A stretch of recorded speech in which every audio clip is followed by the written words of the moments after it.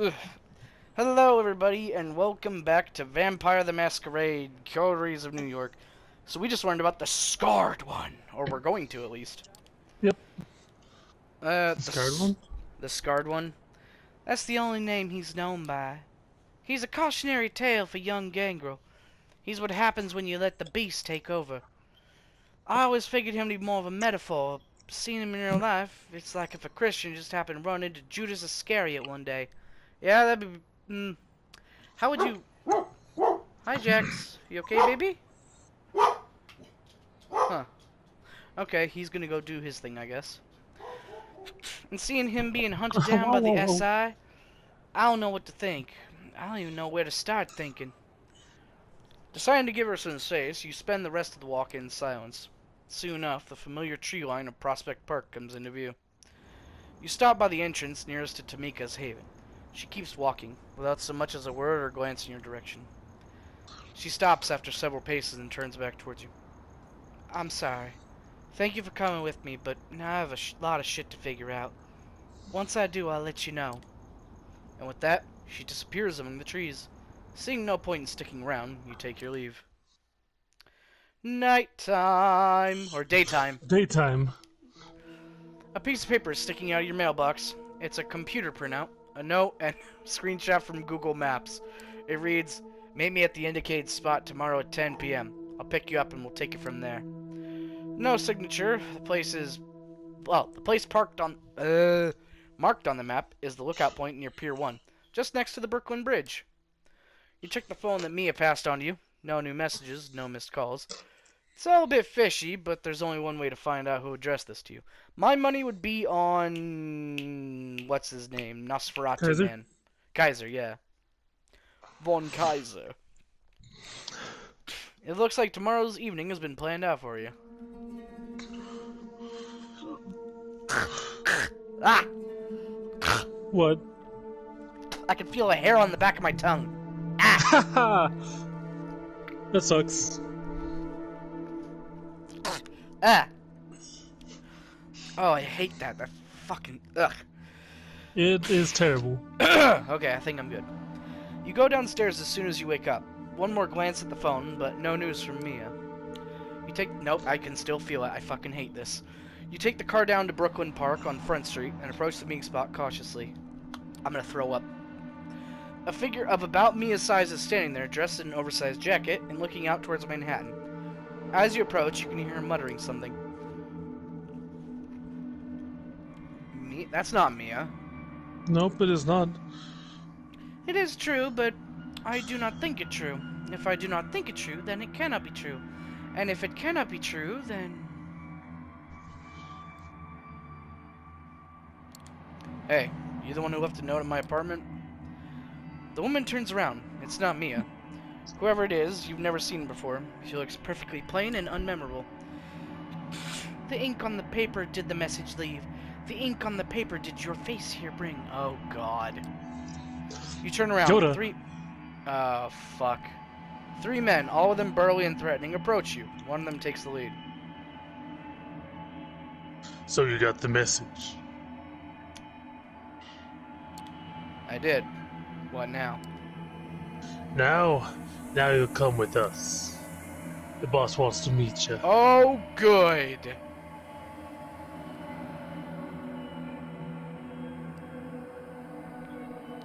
This isn't Kaiser, because we know his dude. He's either Callahan or Torque. I would say Callahan, because Torg would be going through Mia. This has a different vibe to it altogether. Callahan? Yeah. Let's boss Callahan to you, fuckface. Let's just get a move on. We got places to be. The voice of the woman keeps creeping into your consciousness, the litany of gibberish ever present throughout this entire conversation. The man cracks his knuckles. Or we can do this the hard way. Why not? Let's go with them, right? I mean, we don't know what this will lead to, but yeah, we can go. I don't know. I don't think I can take 4-on-1. That's bad odds, even for a vampire, dude. And they're all vampires, too, who are older and stronger with more experience. I Yeah. don't think fighting back or escaping is an option here. Well, of course it is. Might not be the best option, but they're there. You'd have to be extremely fucking lucky to escape something like this. So I'm gonna go along. Yeah. Okay. I'll go with you. Smart. They lead you down the pier and onto a motorboat. The engine starts. Put this on. He points to a cloth sack. One of the guys is holding you down. The woman is still there, whispering to herself. Somehow, you hear her voice clearly in your head. It becomes a nagging suggestion to put the sack over your head. You don't really want to do it, but your hands go through the motions all the same. It takes 15 or so minutes to reach your destination, you think. The engine dies down and you're led on shore, and then further, up an incline and through some overgrowth. 10 more minutes of walking, maybe, until a deep voice reaches your ears. Do you want to be Colin or should I? Up to you. Do you want to be him? Yeah, why not? Okay. Hey, Vincent, my dear boy, why the hood over our guest's face? Well, boss, I thought... No, that will not do. How many times do I have to repeat myself, Vincent? You don't have to think. You have to listen and do what you're told, yes? Yes, boss. Well, take that ridiculous sack off their head, will you? The hood comes off. The owner of the deep voice is a curious sight, dressed in what can only be described as Victorian. Oh my god! With a monocle and graying red hair. Is this Kelly? Oh my god! I love it. Okay, you want to change his voice up just a little bit? Kind of looks like a bit of a mad Sir Hammerlock from Borderlands. A little bit. Wow. Go for it, in. Apologies for Vincent's unacceptable behavior. He can be a little thick sometimes. Isn't that right, Vincent?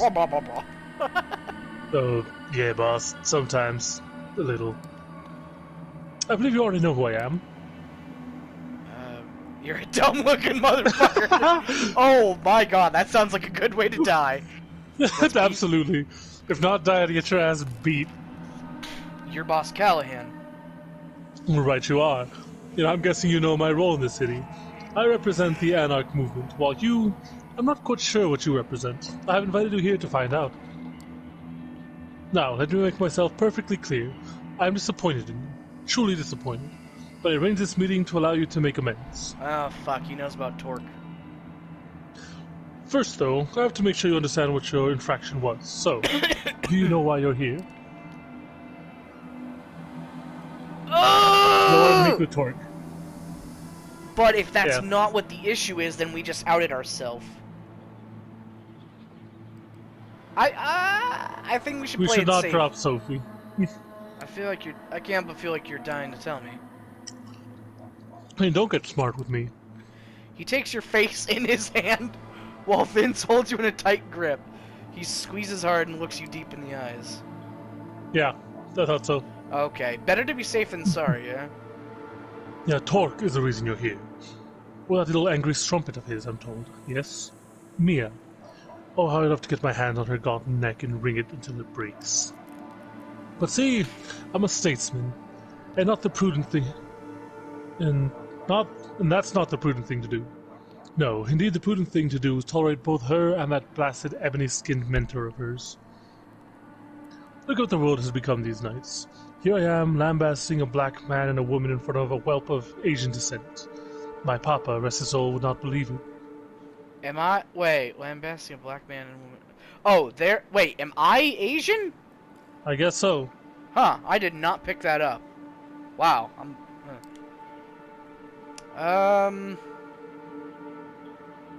Take that shit back or else another way to get your ass beat. But we don't want to be cowardly either. So he's I guess definitely... just be more brash. If you don't want to... Finish with your disgusting brat. Oh, fledgling, you have no idea who you're messing with. He looks at you with rage in his eyes, and you feel insignificant and vulnerable. An irrational fear overtakes you. You cannot speak up against this man again. You just can't. He's too terrifying. Wow, it's like fucking old blood, white power, rich man power. You know what I mean? Oh no, he took his privilege into vampirecy. Old white man privilege vampire power. Holy shit! That's the funniest fucking thing we've heard in a while.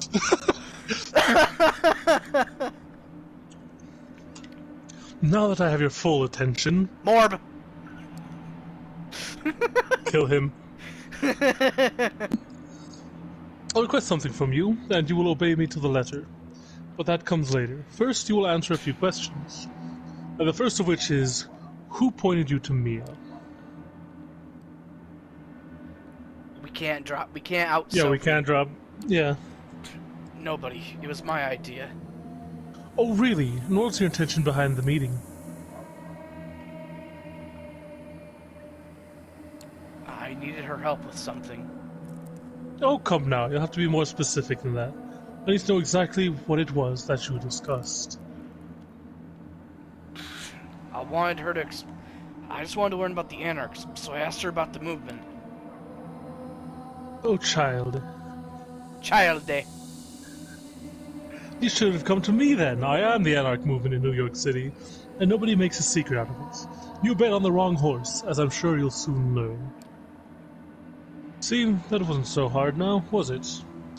Of course, I can't be sure how much of what you told me was true, and how much of it is worth about as much as yesterday night's horseshit. Yesternight? Wow, I've never heard anybody say Yesternights. yesternight. That's I'm gonna use that from now on. Yesternight. Yesternight. But I'll find out. I always do. And when I do, I'll have another one of these nice talks. And maybe, just maybe, you'll avoid this upcoming unpleasant episode next time. What do you mean upcoming? Ah!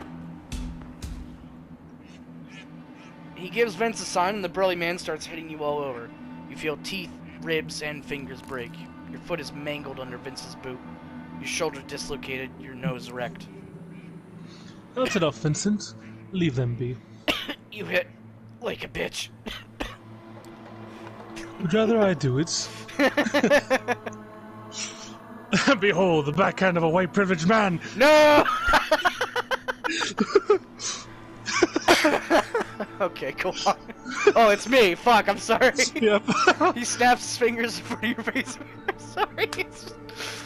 And checks if you can focus on his face. You can, but barely.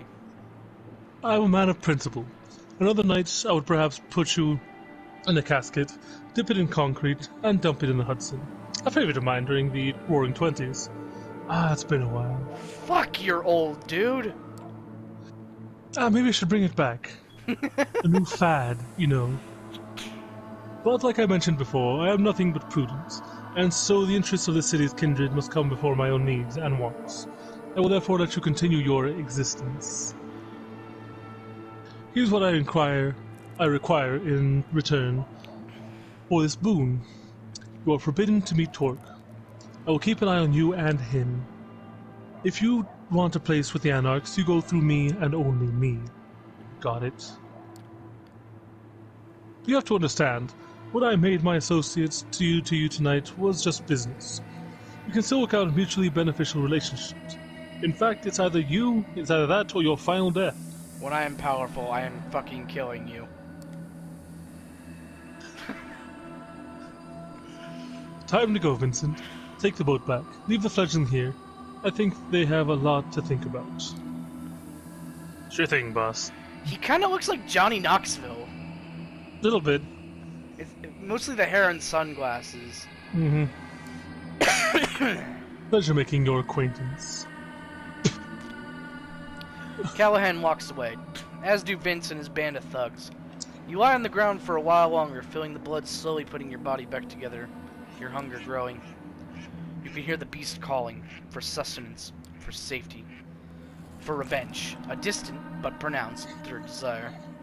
It's not until you mend yourself enough to appear more as a mugging victim than an impossibly mangled walking cadaver that you hail a passing taxi and head back to your haven. The whole way there, you are tempted by your beast. Your driver, a 30-something with a strong Slavic accent and an unpronounceable name on his ID, keeps asking if he should drive you to the hospital. You keep declining, all the while thinking that if you only ask him to pull over for 5 minutes, You could feast on his warm blood to the beast's content. Drink him whole. Nobody would know.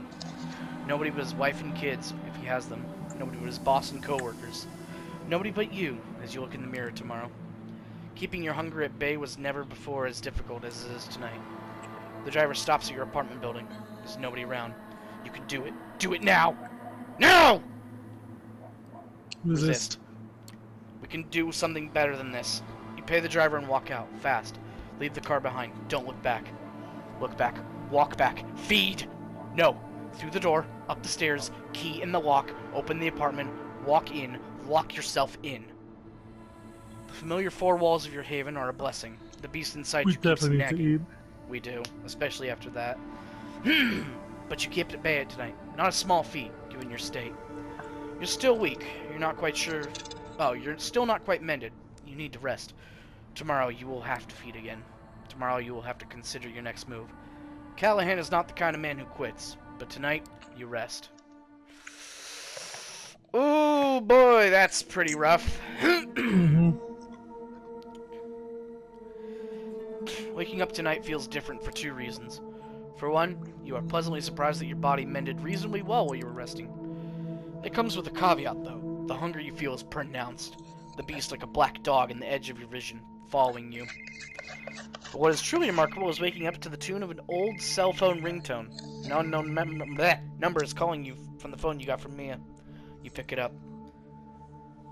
Kept that old thing charged after all, huh? You alright? No, actually, I feel like shit. Look, that's too bad, but I don't really care. I was just being polite. I'm calling with good news. Torque has agreed to meet you. There's a pub in the Bronx. Solids and Stripes. Be there tonight. Two things. No drinking on the premises. Fuck. So if you want to grab a snack, do it before you go setting foot in the borough. And this is an exclusively no powers meeting. We'll be rubbing shoulders with the commoners the whole evening. And also, we don't trust you. So keep it casual or you blow it. Anything you'd like to add? Yeah, I met Callahan yesterday. He kicked my ass and forbade me from meeting Torque. I'm not sure I should be there tonight. Silence on the line. Fuck! More silence. I can't promise you any protection on your way there or back, but at the pub you'll be in Torque's domain. For all his posturing, Callahan doesn't have the balls to strike Torque directly. We'll post additional lookouts on watch. That's the best I can do. If Callahan got under your skin, I get it. I was in that spot once or twice too. All I gotta say is, the risk is worth it. Is it though? If you don't show tonight, I won't blame you. But it's a one-time offer only. You gotta hedge your bets. Just don't do anything stupid. You meet with us tonight, it better be in good faith. Shit.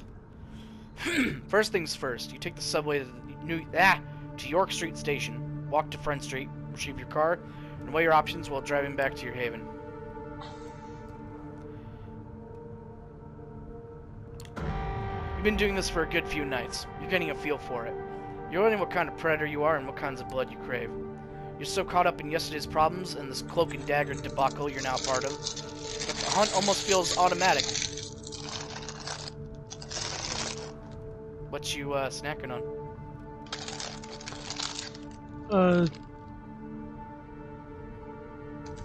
Lay's hot queso chips. Nice. A fragment of you surrenders control. Just minutes after you find your victim, coax them, and drink from them, you find you've forgotten their face and how they were dressed. It only hits you once you look at yourself in the car's rearview mirror. This was wrong. You can't let this become the norm. You hurt somebody. A human being. You're a monster. You need to stay mindful of this. You're a monster, but unless you let yourself off the hook, you can hold on to your humanity and not let yourself slide down this spiral. What the Instead hell? of clearing your mind, discloud it further, and you're still no closer to a decision.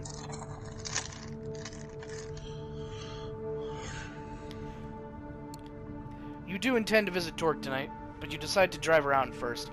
Something tells you there might be somebody tailing you. It sounds sensible to try and lose them.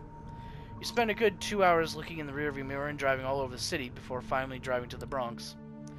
Ooh. You take some basic precautions as you enter Torque's turf.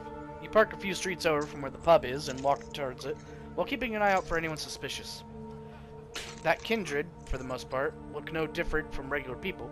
Makes things complicated, of course. If you're being followed Especially or those watched, Ratu can just turn fucking invisible. yeah, it's going to be hard to tell. You reach the pub, shoot a final glance around. There's nobody suspicious around as far as you can see, and open the door. Ah. Alright, well that's all the time we got today. Thank you for watching, and we'll see you later. Adios.